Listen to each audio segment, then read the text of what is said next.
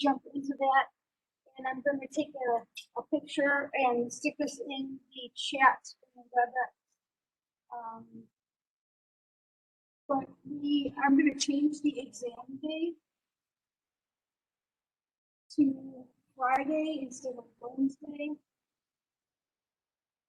Slide one class period. I need to be out again on next Tuesday as well. So again, in the building, but not able to be. So 2 times in 1 minute. I just can't schedule. So we're gonna slide that a day, which means Tuesday. That Tuesday you'll be back in the flexible learning space. I'm going to use that as a day for you to get caught up on all of your topic questions in the College Board. Okay, make sure you go through all those, and so that when I go into College Board following class on Tuesday, I see that those topic assignments are all at 100% because everybody has done them. Okay, so really to focus on that. Nothing's new. You're not going to be expected to take any notes or work on any new materials. That's going to be your day to focus on those topic assignments in College Board. If some of you are not getting to those, that is really where you get your. I rely too much on athletics probably, but that's where you get your reps in. You know, that's where you really get your marching band practice. You know, that's where you kind of work out those fine details so that you are awesome at what you do. So that's going to be Tuesday. And then, like I said, everything will slide then. So on Monday, we'll do day 6 because it's day 5 today. On Tuesday, we'll take a break, and Wednesday, we'll do day 7 in terms of our schedule sheet on the front of your notes. So any questions about that?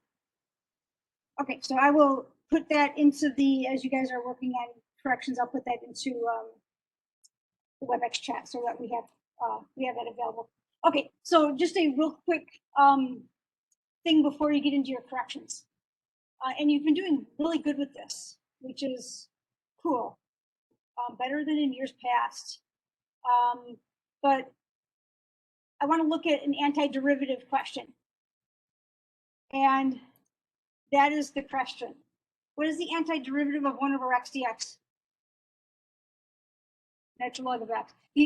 I got to tell you plus c, right? Because we have to have plus c with the antiderivative.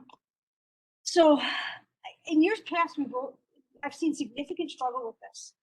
And one thing I'm doing different this year is I'm really stressing. I used to hand out, you know how you had that derivative flipbook?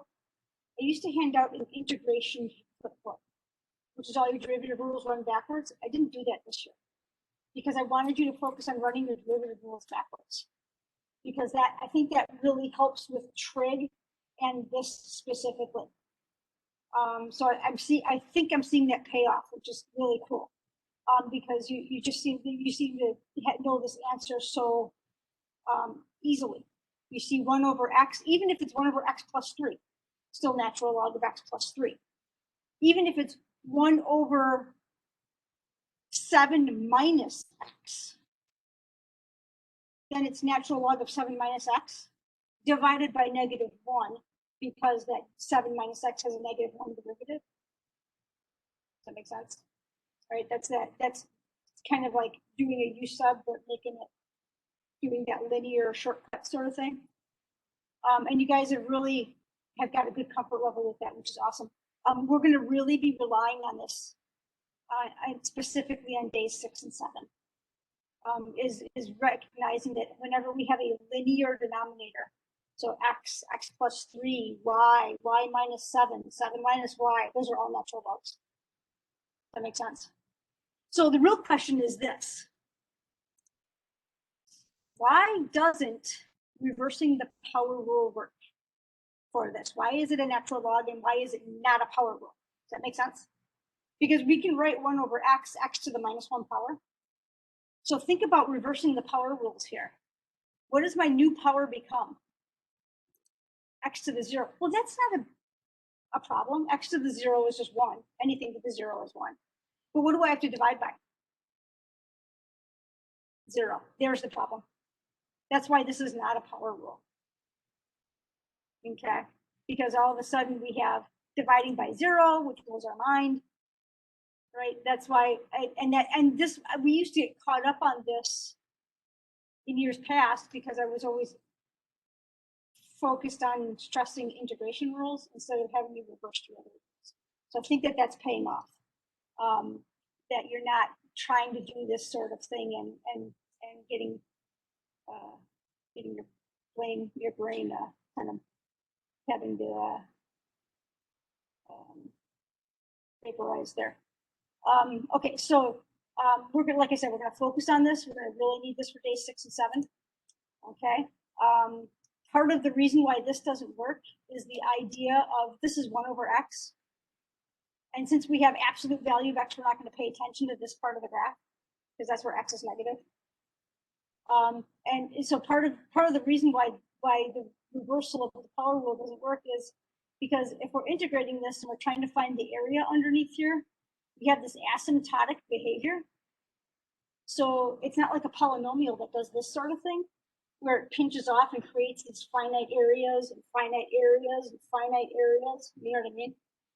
It never really pinches off. It never crosses the x-axis. So it never creates an enclosed area, which is why the power rule starts to not be valid here. And then the same thing with natural log.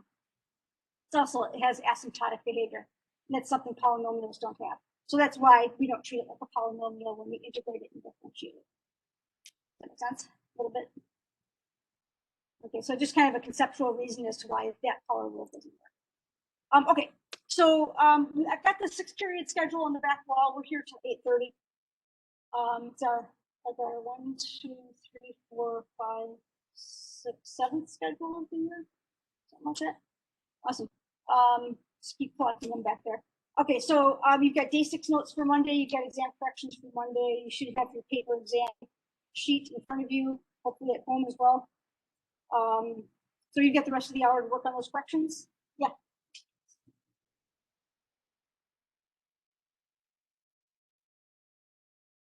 Oh, let me fix that. Okay, so I will fix the whole can't see your answer thing. Not quite sure why, but oh, I know why. Okay, yep, I'll fix that and you'll be able to see them in just a minute. Okay, so I will be here if you have questions and you get to work